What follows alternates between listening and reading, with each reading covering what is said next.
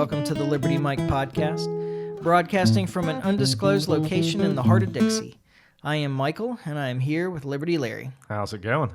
Well, I just realized that I definitely need the pop filter because it's the Liberty Mike podcast. So in the opening line, Yeah, the P comes into play. Yeah, so there's no way, even if we're not talking about Putin or any of the other things. Yeah. All the stuff that I just used the mic check. Yeah. We still can't get through without a pop filter for me. Well, that's good to know. Yeah. Good thing we have those. I guess I should have thought about the opening lines before answering. It didn't matter. I was going with the pop filter no matter what. Yeah. It'd be hard to get through a podcast without using the P sound. Yeah. Have to stop and think about it sometimes, right? Mm-hmm. Yeah. I would have to stop and think about it a lot if I was trying to get through without popping. Yeah.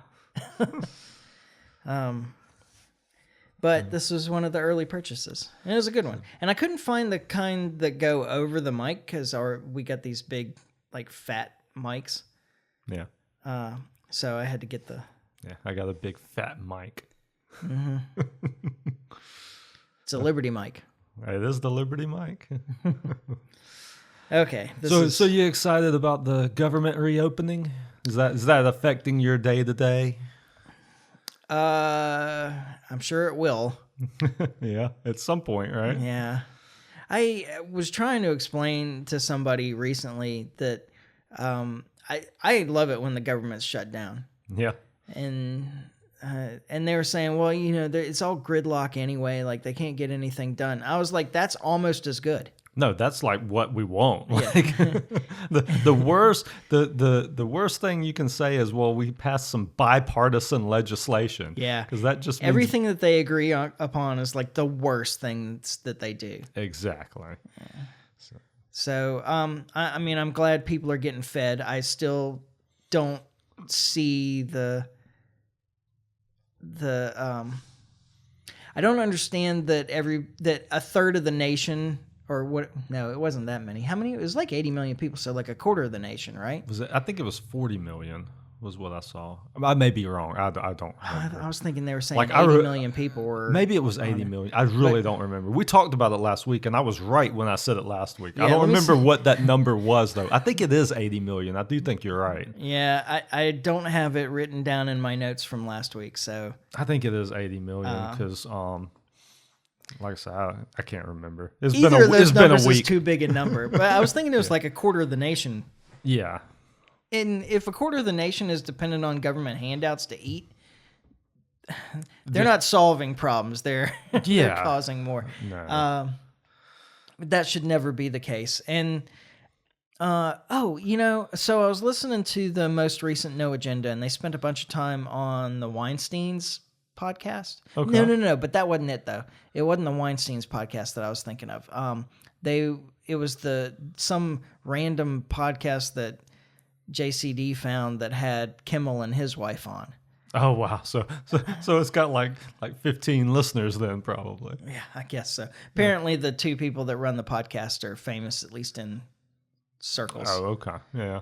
I had no idea who they were. Then why would they have the Kimmel Zone? Actually, one of them was a U.S. Like national team soccer player, and I knew her. Okay. So yeah, but that's only because I'm one of the 15 people in America that watches soccer. There's a few of y'all. I encounter y'all periodically. I don't even watch soccer really anymore. The only sport that I keep up with is sumo, and the final tournament of the year started last weekend. So we got to finish up so that I can watch sumo. Fun. Anyway, the Kimmel's wife, Molly, I think was her name, something like that. She kept going on about how terrible the Republicans are, and starving people and don't care about people, and she was brought up in a conservative house, and those morals still stick, family values and things.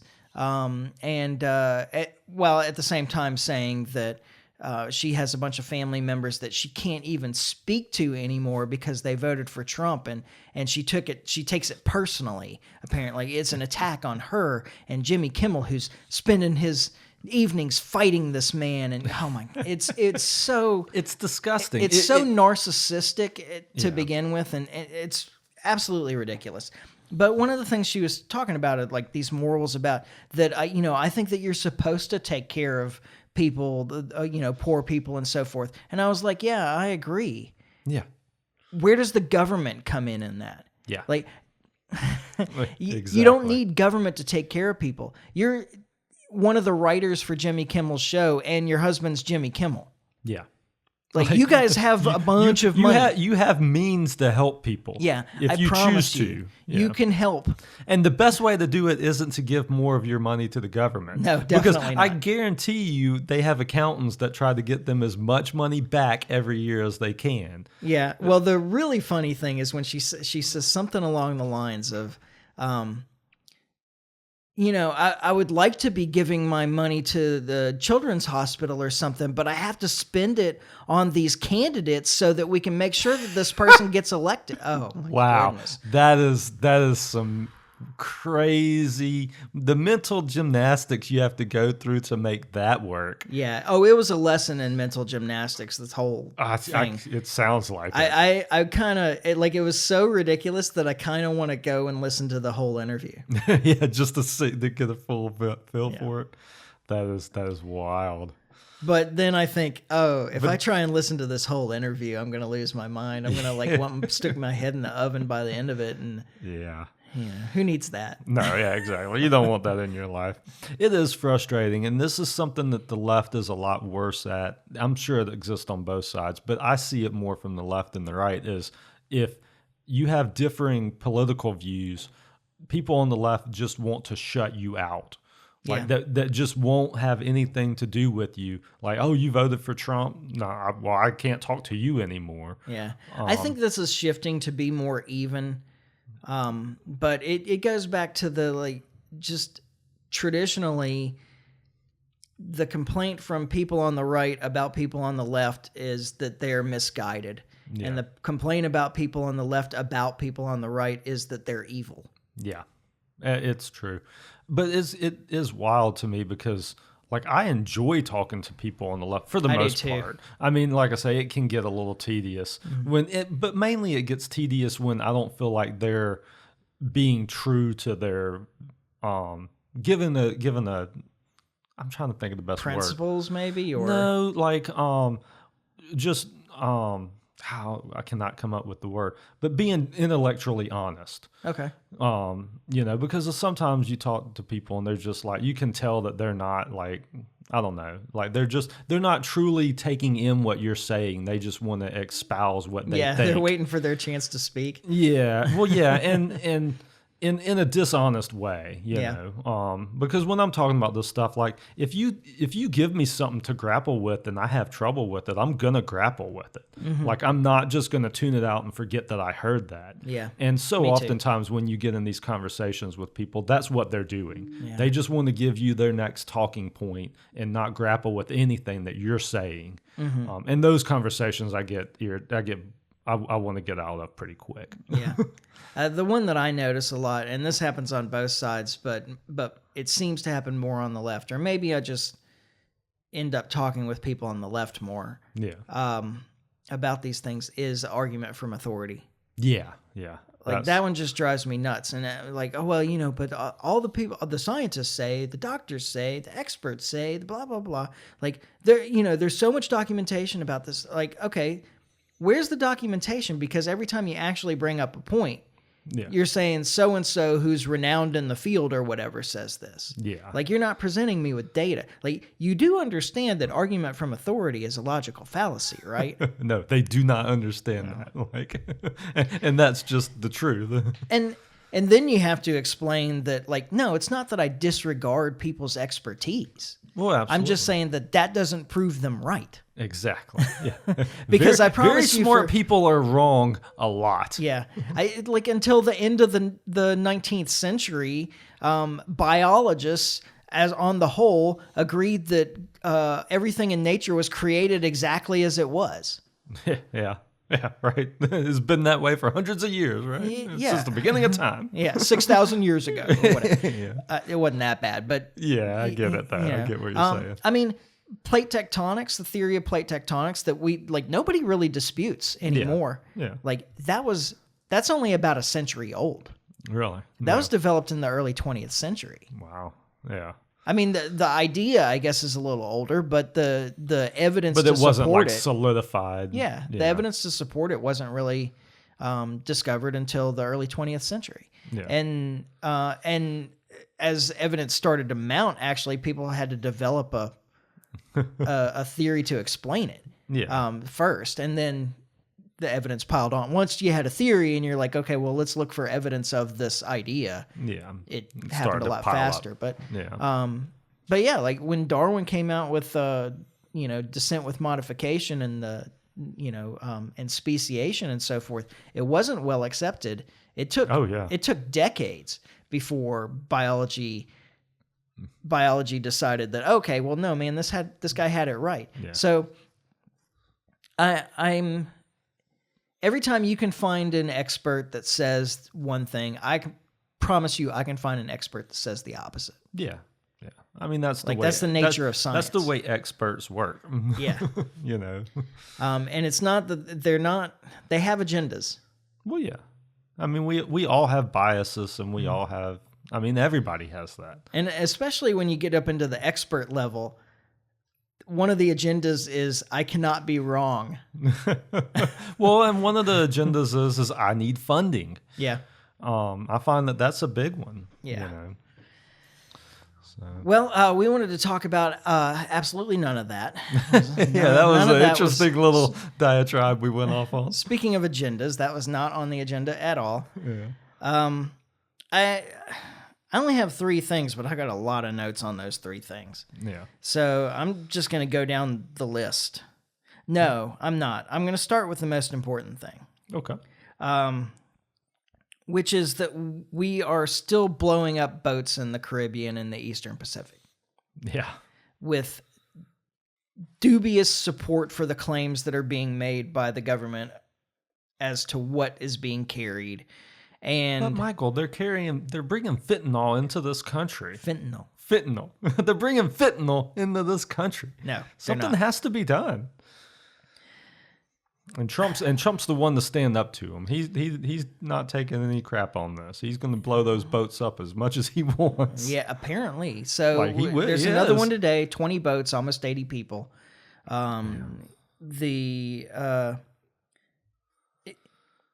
There are some real legal problems with this, and you think there's more than that, and I think that there's a more important point to be made. But let's start with the legal. Yeah, let's start with the news, I guess, first.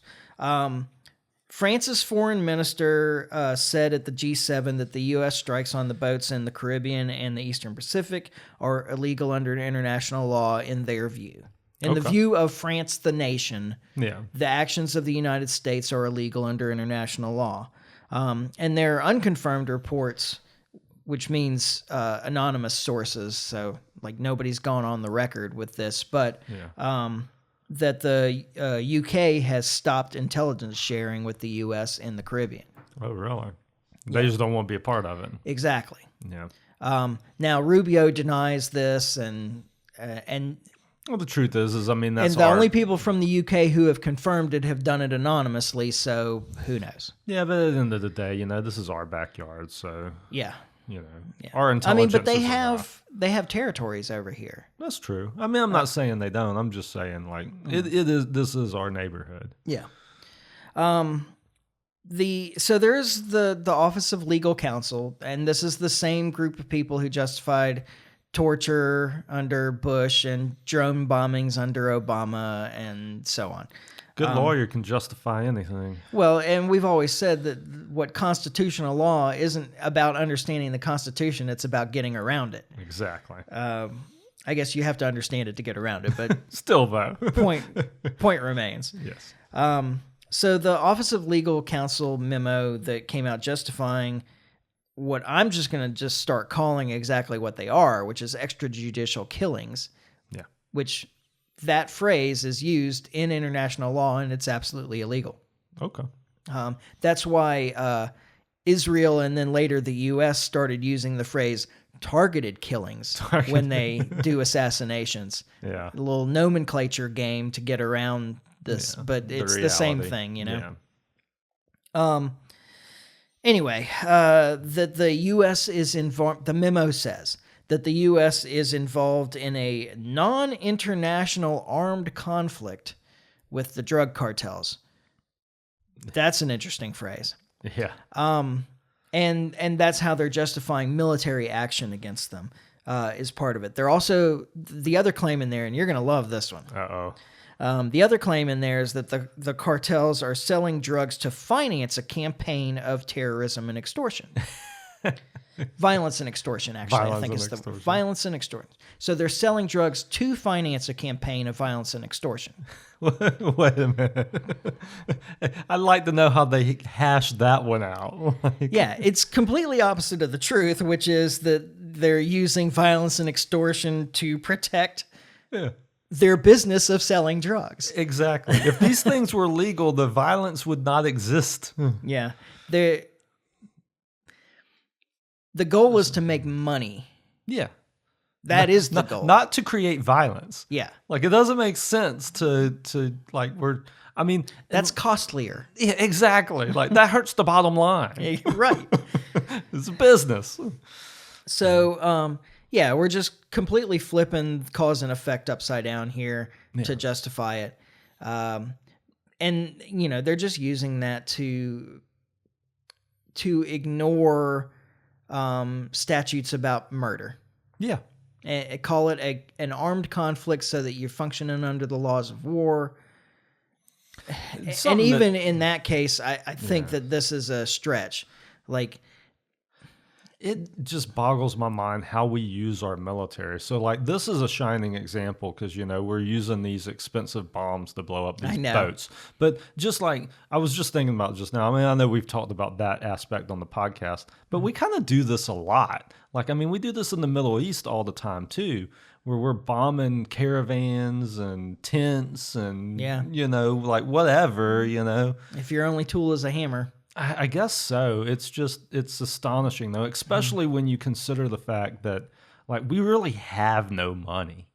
Like you're talking about like $30 trillion in debt. Like so we have nothing, and we're using these expensive tools to blow up very inexpensive things. Like I don't know. That just occurred to me, and it just seems crazy. Yeah, it doesn't seem like you've got a good reciprocal game going on here. Yeah. And and I think that this is an important part of this, is that domestic law, U.S. domestic law, which we seem to be enforcing with our military in international waters, U.S. domestic law doesn't exact the death penalty for drug trafficking.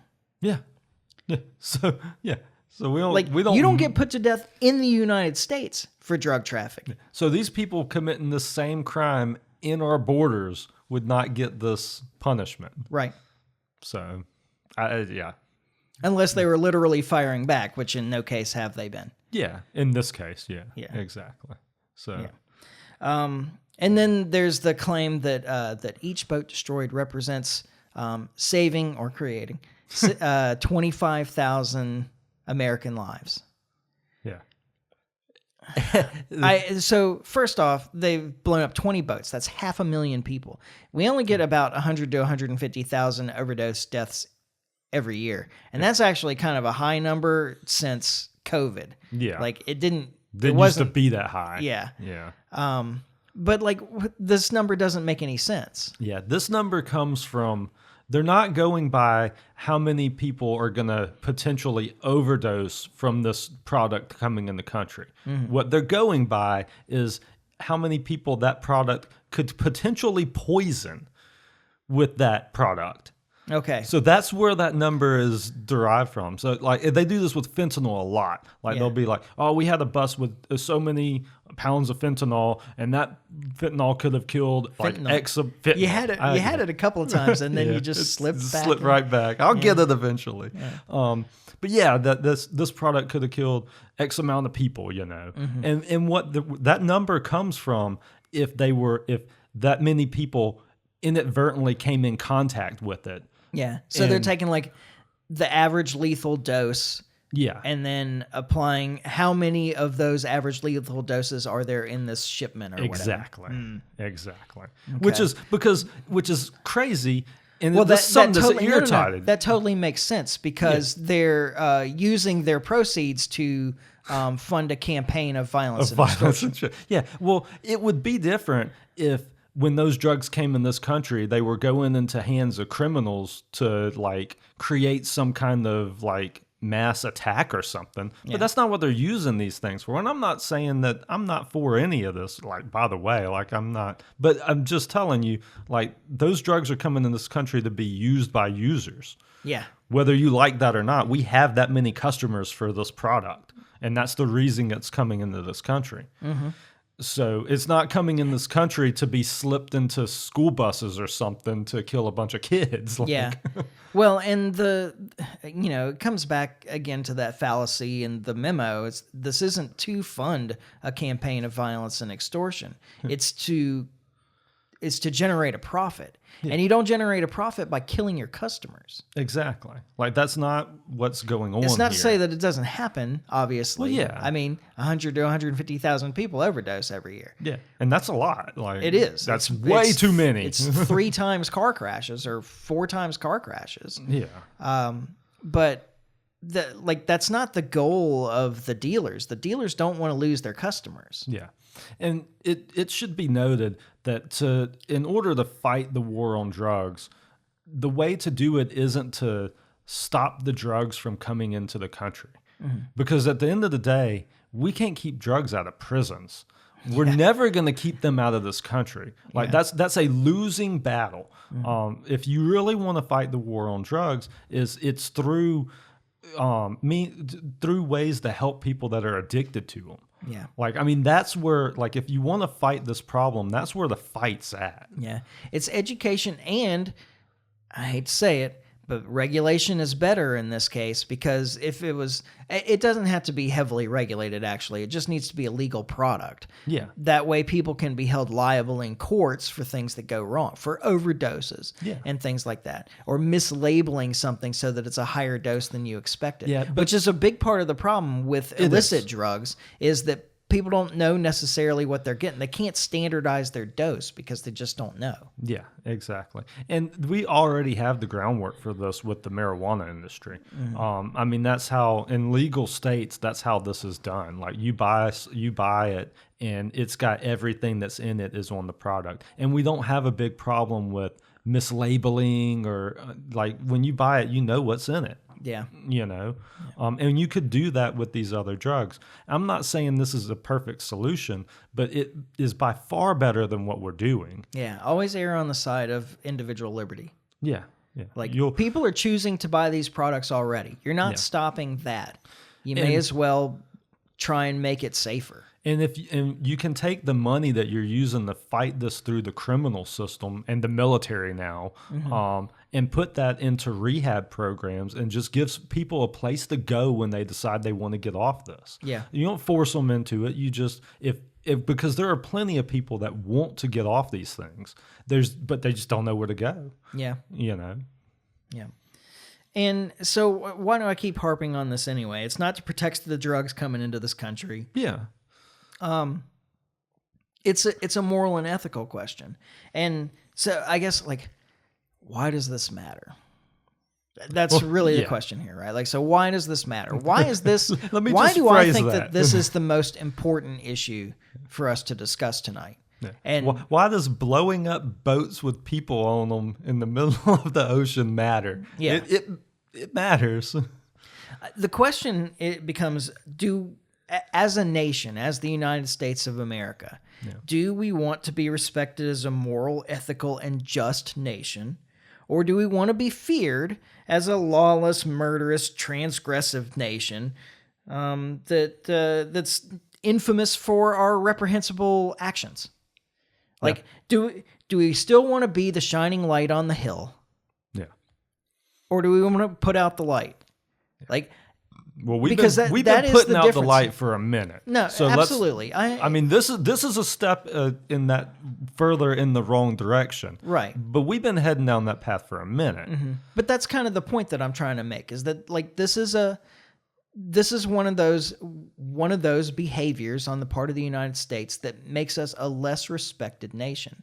There was a time where people looked to the United States as being like the example of what a good, free, just nation should be. Yeah. And these kind of actions detract from that greatly. And so it's the difference between being the counselor and being the bully. Yeah. Exactly. So. And which would we rather be? And, you know, and there are certainly plenty of people out there that think it's better to be feared than to be loved or whatever, but that fear only gives you just enough not to be the focus of the hate. Yeah, exactly. Well, and fear respect will get you farther in the long run. Absolutely. And by the way, like I work in management, and that's something I learned early on is you don't want to be the manager that's feared. You want to be the one that's respected, because the one that's respected will maintain staff, it balances out and works so much better. Because if you're the one that's feared, the moment you're vulnerable, everybody's at your throat. Yeah. Because it's time to get rid of the fear. Yeah. But if you're respected, when you're down, people come to your aid. Yeah. This has huge knock-on effects in terms of foreign relations in general, in diplomacy in general. Yeah. Nations are more willing to deal with you if they think that they can trust a deal with you. And this is one of those situations where, like, essentially what we've been saying under Trump to almost every nation that we try and deal with is, this is the way it's going to be. Oh, you don't want it to be this way? Then we're going to tariff you into the sand. Yeah, we're going to enact some sort of violence against you until we get our way. Yeah. Yeah. And that's not effective in building good international relations. Once again, there's a fine line between driving a hard bargain and a strong negotiation and just like kicking the table over and sending bombs over. Yeah. I mean, and I do feel like we're more in a kick the table over type situation. And I do believe in America first and a president that puts our needs ahead of the world and that type of thing. But there's a line there between, like you say, bullying people into things and just getting the best deal for us. Yeah. There's a difference between driving a hard bargain and threatening. Exactly. Yeah. And the aggressive action may work in the short run, but it doesn't earn you anything in the long run. And it doesn't matter if you're the big dog, because enough small dogs can still take you down. Absolutely. Yeah, we're big and bad militarily, but we're not invincible. No. Not by a long shot at this point. Yeah. Well, let's move on from that. I think we've made the point that I wanted it's to an make important one. So let's talk about travel. All right. Let's lighten things up a little bit. Sure. Which may have been a big reason that the government's back. I do think it was a large factor. Yeah. They were less concerned about people starving to death and more concerned about people getting to their families for Thanksgiving. Yeah. And back. Well, because at the end of the day, if this wasn't resolved in time to get holiday travel under control, people are going to remember that come the ballot box. Yeah. That's true. That's true. I mean, not that they're not going to remember not being fed by the government either, because I think they'll remember that too. Yeah. But they're less concerned about those people's votes than the middle class that is traveling all over. I do think that's true. And, it also affects packages too. We're coming in on Christmas as well. So people's Christmas orders are going here and there. Like a lot of them travel by air. Oh, yeah. So I mean, I did watch a weird Amazon package that I had a couple of weeks ago that was definitely ground. Like I was watching it bounce from city to city, like from Arizona across Texas into Louisiana and finally to here. Yeah. Which was weird and I thought was funny. Yeah. But a lot of freight moves by air. Oh yeah. Now the federal government took over air traffic control in the 30s. Really? Yeah. I did not realize that. Yep, took over air traffic control in the 30s. It had been handled by the airlines primarily before then. But they weren't all on the same page. There was some confusion about things. There was a lot of area of the country that wasn't covered. Yeah. It was mostly done by visual reference. And guys running around with radios and maps and trying to map out where the planes were and so forth. Yeah. All right. It was modernized in 1958. There was a big crash over the Grand Canyon in 1956. Yeah. It wasn't the only crash, but 100 and something people died. Yeah. With two major airlines involved. And they were both trying to climb above the clouds, and they were relatively free once they got permission to climb above the clouds to like take their own routes and fly visually, like just keep an eye out, and they didn't see each other. Wow. Well, I mean, that happens in the sky. Yeah. And so the Fed really locked it down then. I don't know why that particular thing. I'm thinking that there was a crash that I didn't come across information about, like, because one of the big changes was that they unified civilian and military airspace control. Okay. Yeah. That the military functioned independently of civilian airspace before the Federal Aviation Act in 1958. Okay. So, but then it was like, oh, well, we want to make everything uniform. Everybody functions under the same set of rules. We need radar coverage in all these places that we didn't have it before, et cetera, et cetera. And we need government money to do it. Yes, of course. Now, it seems to me that the main problems were technological, not statutory. Yeah. That the private aviation industry is perfectly capable of coordinating how they manage things to keep things safe, and I'm sure that they would have. Yeah. So Yeah. I don't. Once again, it's bad business to have planes flying into each other. Exactly. It just seems to me it's not a good business model. And the government already had control. They just like really unified control just over kind of everything. fully took it over. Yeah, exactly. So, I mean, I think that if it had been left in the hands of the... I think the only problem that you really run into leaving it in private hands instead of the government taking over in the 30s is that I imagine that the government isn't sharing military airspace information with the civilian groups. I can't imagine why they would. And that would be a problem. Yeah, absolutely. But that's, again, a problem caused by government. This is once again a government problem. Seems like the government planes could just stay out of the way of the private ones and we'd be all right, maybe. I don't know. Maybe they can fly higher. I feel like there's a solution here. I don't know. I'm just saying. Yeah, and the other part of that is that if all the civilian stuff's being reported and being tracked anyway, that's what I'm saying. The military guys can just avoid them. Well, they just stay out of their way. Yeah. I mean, that's what I'm getting at. Is like Yeah. it doesn't seem like this is a complicated thing to fix. But the point there, and also the point with the TSA issue. Of course, the TSA was established after 9/11 with the Aviation and Transportation Security Act in 2001. Yeah.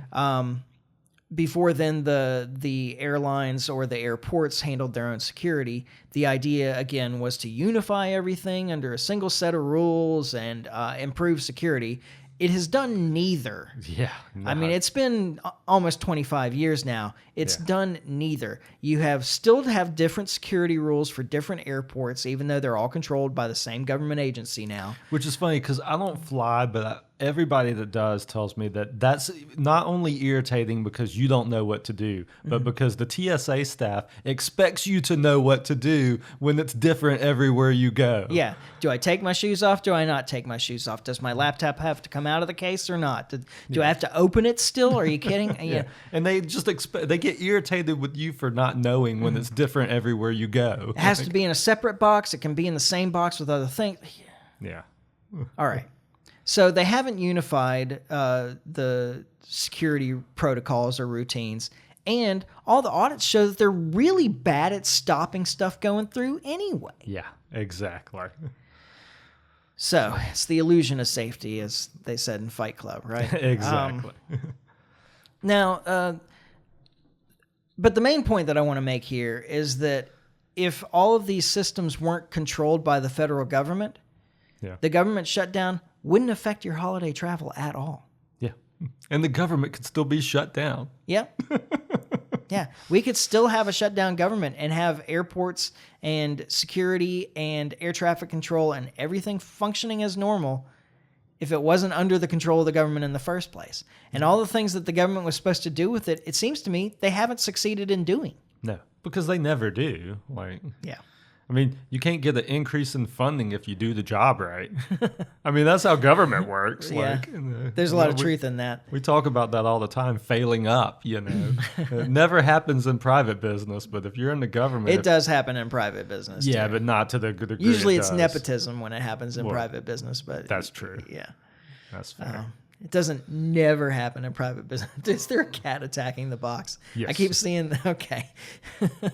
With his face. Oh. Well, that makes sense. So. That's all I really wanted to say about that, I guess. It doesn't matter now because the government's back. Yeah. But I did say, like, one of the things was the Trump administration is shutting down 10% of air traffic. And I'm like, why does the government have any say in this whatsoever? Yeah. No. It's all craziness. Yeah. Yeah. Okay, one last topic. All right. Which I think we're going to have to go through a little faster than I thought. We kind of went long in the beginning. Yeah, maybe it won't take me as long to go through because, I guess there's not a lot of information about this in the United States anyway. Like, I've been wanting to talk about this, but I couldn't find any good sources to, like, explain some of the things that I didn't understand about the issues. Yeah. But I want to talk about Javier Milei in Argentina. He was just his party just won a whole bunch of elections in Argentina at the end of October. Yep. On my birthday, actually. So I guess let's start a little earlier. The Peronists are his primary opposition party.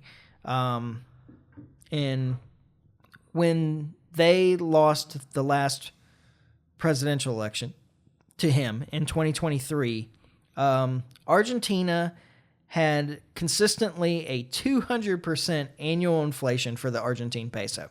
Oh, yeah. 200% inflation. Yeah. We were complaining about 12. Yeah. Right? And 12 sucked. And it's bad. Yeah, 12 was bad. But since Milei was elected into office, he hasn't had a majority of his party, but he's been able to balance the budget and kind of like artificially prop up the peso by managing the exchange, like the international exchange rates. Yeah.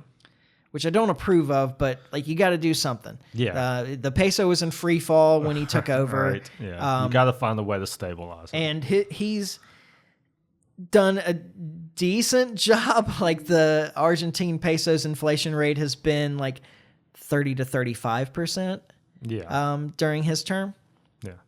Which I imagine after 200%, like the people feel that in a positive way. Yeah. I got to think, right? Yeah. I'm sure that they feel a whole lot better about that. Yeah. But the Peronists in September won big in the elections in Buenos Aires. And it was the Milei's party thought that the Peronists have been strong in the Buenos Aires area. So Okay. they expected that the Peronists would probably win in Buenos Aires, but they thought it was going to be close, and it was not. Oh, really? Yeah. So there was real concern going into this the October national elections. Yeah. And so people with their concerns about what was going to happen next, the future of their government, they were fleeing from the peso and exchanging for U.S. dollars. Oh, really? Okay. Yeah. And it caused a drop in the value of the peso during that time. Yeah, it's going to hurt it, yeah. In the meantime, in mid-October, roughly, Milei made an agreement with the Trump administration to do a $20 billion currency exchange. Now, this isn't a loan to Argentina. Okay. It's not a giveaway to Argentina either. Yeah. Exactly. Well, I mean, I've heard it be called a giveaway to Argentina. So, and I'm glad we're doing this because I hear a lot of people talk about this, and I don't feel like the people I hear really understand what's going on. Yeah, it was a $20 billion currency swap, which means that Argentina gave the U.S. $20 billion of Argentine pesos, and the U.S. government, in exchange, gave them $20 billion in U.S. dollars. So there's a net loss on that on our end. Yes. Yeah. Or it would have been. But not a complete loss. Yeah, but. it would have been. Okay. Except that after the Malay's party won pretty big, they're roughly equal with the Peronists now in their version of the House. Yeah. And have I should say a plurality over the Peronists in their version of the Senate. Yeah. Okay. Yeah. My understanding was Malay's side had a pretty big victory. Yeah. And as a result, the value of the Argentine peso went up. So that was a good investment then. Yeah. Now, I am opposed to using the federal government using U.S. dollars as an investment vehicle. I mean, anyway, like investing with the money. Agreed. But like I said, this was a currency exchange, and one of Malay's promises during his campaign in 2023 was that he was going to dollarize the Argentine economy. Yeah. Now, you don't absolutely have to have a big reserve of U.S. dollars at the central bank in order to dollarize, because you can do it bit by bit. Yeah. You pin the Argentine peso to the U.S. dollar at a particular value, and then you don't create any new pesos. And then as people exchange, you just move them out of circulation. But the other part of it is that what do you do with a foreign country's currency? Yeah. There's really only one thing you can do with a foreign country's currency, and that's buy things from that country. I mean, that's what I was thinking, but I don't know. Yeah. So, I mean, Argentina, I don't know what their exports are probably pastoral mostly. Like Argentine beef is big.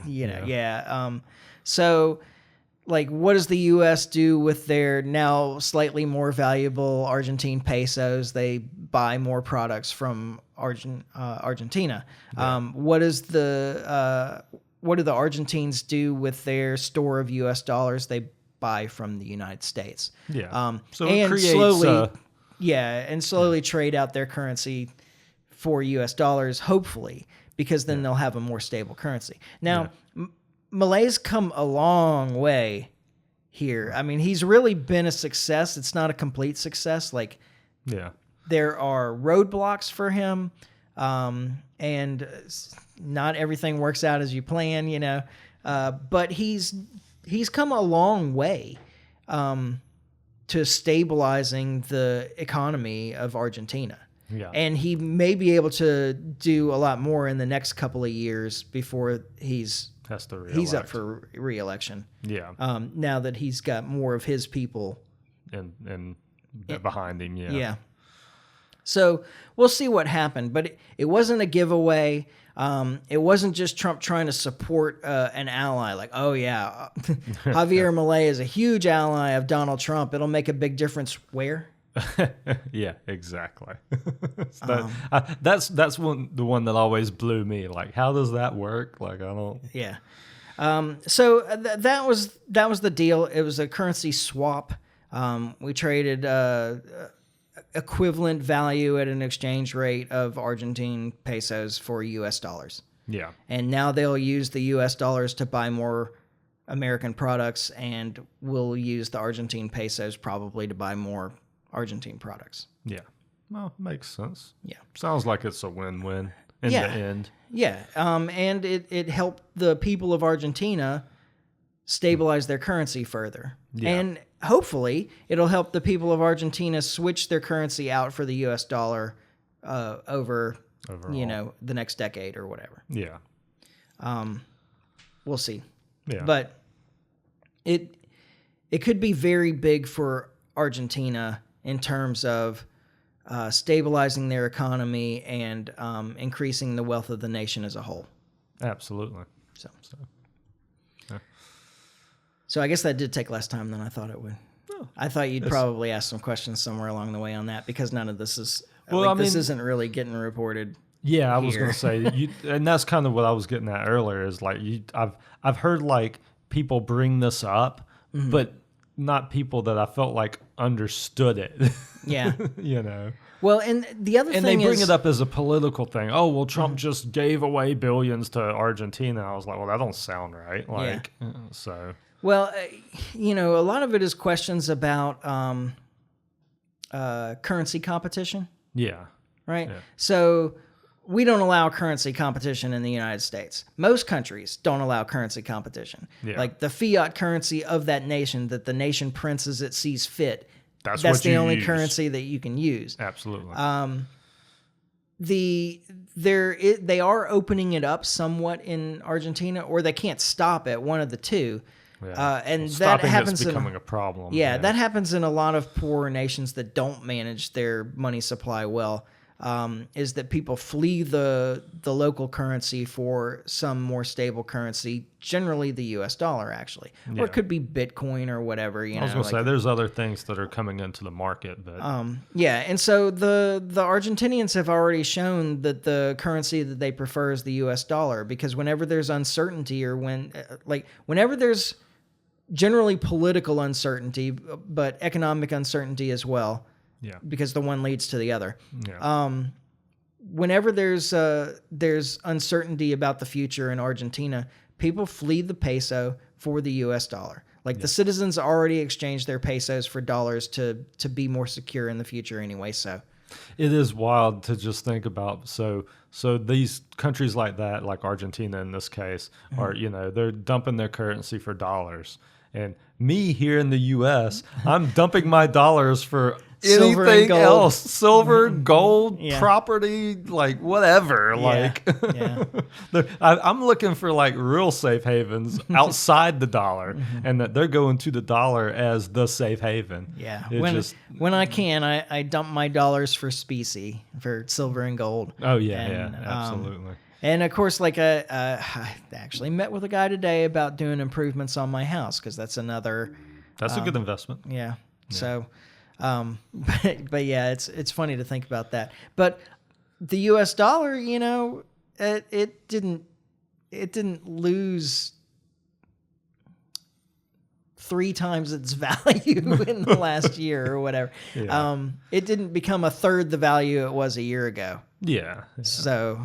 It feels like it sometimes. It does feel like it, yeah. But our inflation rate was nowhere close to theirs. So, and it's just poor monetary management on the part of the nation. But that's the problem with fiat currency. Period. Yeah. Is that whenever you feel like you want to, really, you just make more of it. Yeah. And there's still apparently a whole lot of people out there in government that believe that you can just print your way out of poverty. Yeah. Yeah. I mean, there's a lot of people in this government that think that. I mean, and I'm not talking about left wingers either. I'm talking about right wingers as well. Yeah. Right. That's one of those bipartisan things Yeah, that we have to watch out for. And the truth is that the whatever the fiat currency is, it's representative of the production of the nation. If you increase the amount of currency without increasing the production at at the same rate, then the currency loses value. Yeah, exactly.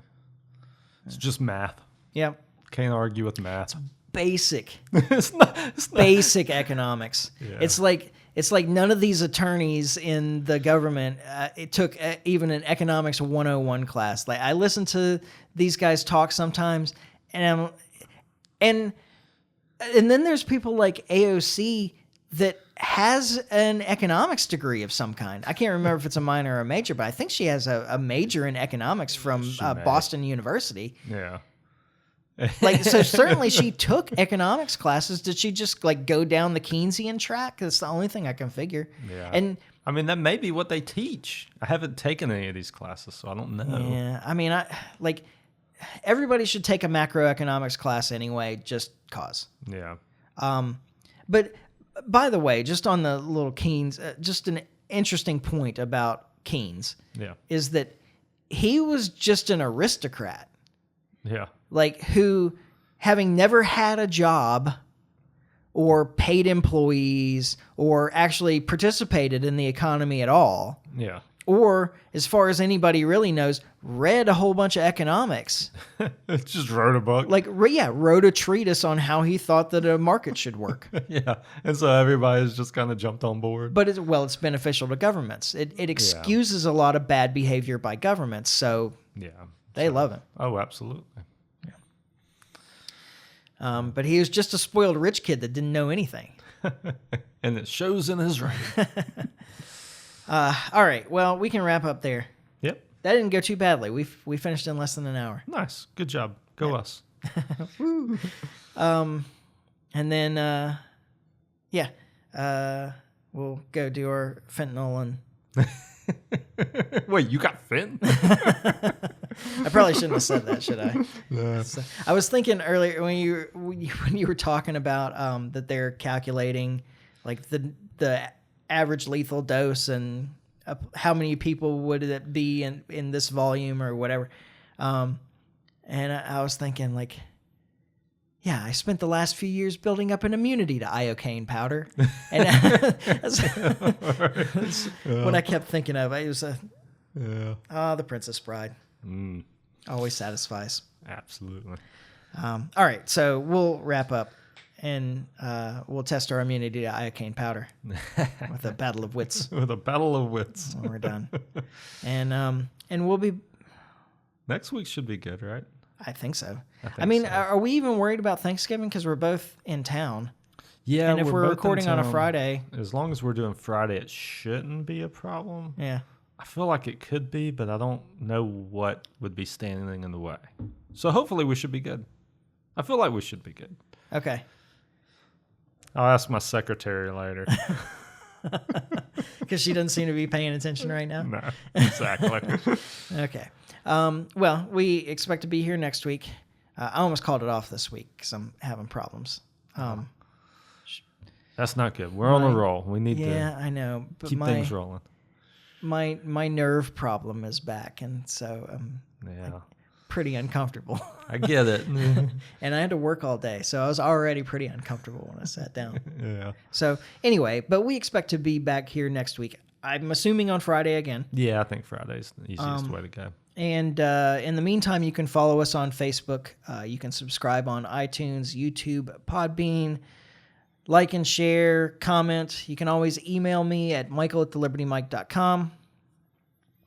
You can visit our website, which is thelibertymike.com. Yep. Yeah, I think that's all the things. I think most of those places you can leave reviews. Yeah.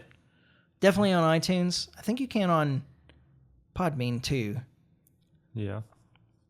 Yeah, you can. I know you can. Yeah. We've got like weird activity on YouTube over the last couple of months. Like, some videos will be like pretty high, and some of them Nobody watches at all. The algorithms are crazy. No. So, I've been fiddling with the Facebook page a little more, and like weird things happen. Like it looks to me like some things the algorithm just like pushes into people's feeds, and some things just don't get pushed into feeds at all. Yeah. And I don't know, like I can't figure out like, well, this had this response and this had that response. It makes no sense. But if you do see our stuff on Facebook, interact with it. We appreciate it. Tell me what you think. All the interactions help. We had a weird blip. I don't know, a couple of weeks, a month ago, something that looked like we had a couple of new listeners that just downloaded everything that we'd put out. Hey, if you're listening, we appreciate it. And so, if you're new and you did that, thanks a lot. Yeah. And I hope you continue to download the new episodes and you aren't like, ugh, these guys. Wow. At any rate, like I say, all the interaction helps. So. Certainly. And so thank you all for listening, and we'll be back next week when we finally get this right. And in the meantime, try to stay free. Life's short, live free. Ciao. Later.